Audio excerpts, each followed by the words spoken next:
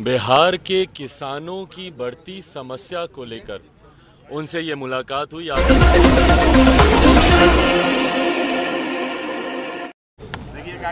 महामहिम राज्यपाल जी से आज की मुलाकात का उद्देश्य बिहार के किसानों की बढ़ती समस्या को लेकर उनसे ये मुलाकात हुई। आज लोक जनशक्ति पार्टी रामविलास के किसान प्रकोष्ठ के द्वारा एक दिवसीय एक बड़े धरने का आयोजन किया गया और उस धरने में किसानों के तमाम ज्वलंत विषयों को उठाने का कार्य किया गया। देखिए, बिहार एक कृषि प्रधान प्रदेश है और जिस तरीके से इस प्रदेश के किसानों को आज की तारीख में हाशिए पर पहुंचा दिया गया, एक तरफ जहां हमारी केंद्र सरकार, हमारे प्रधानमंत्री आदरणीय नरेंद्र मोदी जी का लक्ष्य था कि 2022 तक किसानों की आय को दुगना करना, उनसे जुड़ी हुई समस्या का स्थायी समाधान पहुंचाना, वहीं अगर आप बिहार प्रदेश देखें जो कि कृषि प्रधान प्रदेश होने के बावजूद यहाँ पर जो किसानों के हालात हैं, देखिए मैं कोई भविष्य वक्ता नहीं हूँ पर मैं अभी से मैं बता सकता हूँ कि भाई महीने डेढ़ महीने के भीतर बिहार आधा बाढ़ से डूबा रहेगा। बिहार में पानी आएगा, कटाव के माध्यम से घर घर, गाँव गाँव, खेत खेत तक ये पानी जाएगा। क्यों नहीं इसका स्थायी समाधान ढूंढा जाता है? नदियों को जोड़ने की योजना पर हम लोग को कार्य करने की जरूरत है, इंटरलिंकिंग ऑफ रिवर्स, ताकि हम लोग सुखाड़ और बाढ़ की जो समस्या है उसका स्थायी समाधान हम लोग ढूंढ सकें।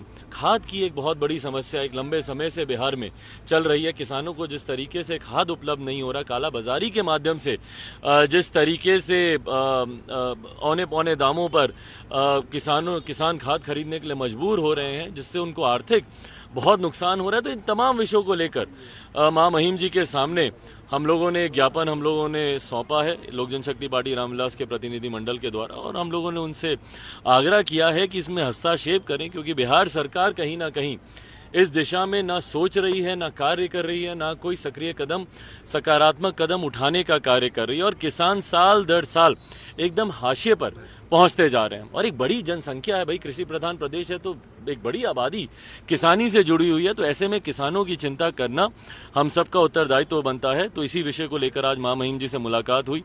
सकारात्मक आश्वासन उनके द्वारा दिया गया। उन्होंने भी इंटरवीन करके, जिस घर परिवार, जिस पृष्ठभूमि से वो आते हैं, तो ज़रूर महामहिम भी किसानों की समस्या से पूरी तरीके से वाकिफ़ हैं। उन्होंने भी सकारात्मक संकेत दिए हैं कि इस दिशा में ज़रूर इनकी तरफ से कुछ पहल होगी। आपने एक घोटाले की बात कही है, जो गंगा नदी का पानी राजगीर और फल्गु नदी में ले जाने की बात, उसमें घोटाले की बात की है। क्या है वो मामला और क्यों घोटाला? देखिए, स्थानीयों के द्वारा जिस तरीके से इस योजना में अधिकारियों के द्वारा जिस तरीके से भ्रष्टाचार की बातें सामने आ रही हैं, और मुझे लगता है कि इन तमाम विषयों पर जांच होनी चाहिए, पर जांच करेगा कौन? दिक्कत यही है हमारे प्रदेश में कि जांच के नाम पर सिर्फ लीपापोती होती है। बड़े से बड़े कांड हुए हमारे प्रदेश में, बड़े से बड़े अपराध हुए, और तमाम विषयों को सिर्फ जांच की ओढ़नी पहनाकर छोड़ दिया गया। आज तक कोई जांच पूरी हुई हो या उसकी रिपोर्ट आई हो या उस रिपोर्ट के आधार पर कार्य किया गया हो, ये अभी तक तो कम से कम हम लोगों ने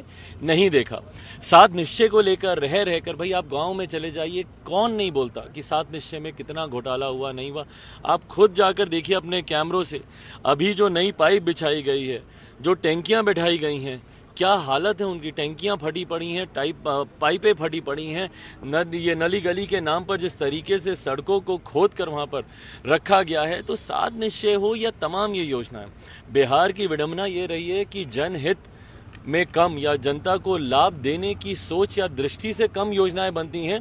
अधिकारियों की सोच और दृष्टि को ध्यान में रखते हुए योजनाएं ज़्यादा बनती हैं। इसीलिए बिहार में आप किसी भी आम बिहारी से पूछ लीजिए, क्या बिना घूस, बिना भ्रष्टाचार के कोई एक सरकारी काम है जो होता है? नहीं होता है। इस पर मैं चाहता हूं कि मेरे मुख्यमंत्री गंभीर हों। कई बार मैंने कई ऐसे विषयों की जानकारी उनके समक्ष मैंने रखी, क्योंकि मेरे प्रदेश के मुख्यमंत्री होने के साथ साथ वो मेरे गृह मंत्री भी हैं, पर उनसे जिस सकारात्मक पहल की अपेक्षा मैं रखता हूं, वो अभी तक नहीं पूरी होने के कारण आज महामहिम जी से मुलाकात हुई और उनको जिस राजगीर जिस विषय का हम लोग जिक्र कर रहे हैं, इसकी भी जानकारी हम लोगों ने महामहिम को दी।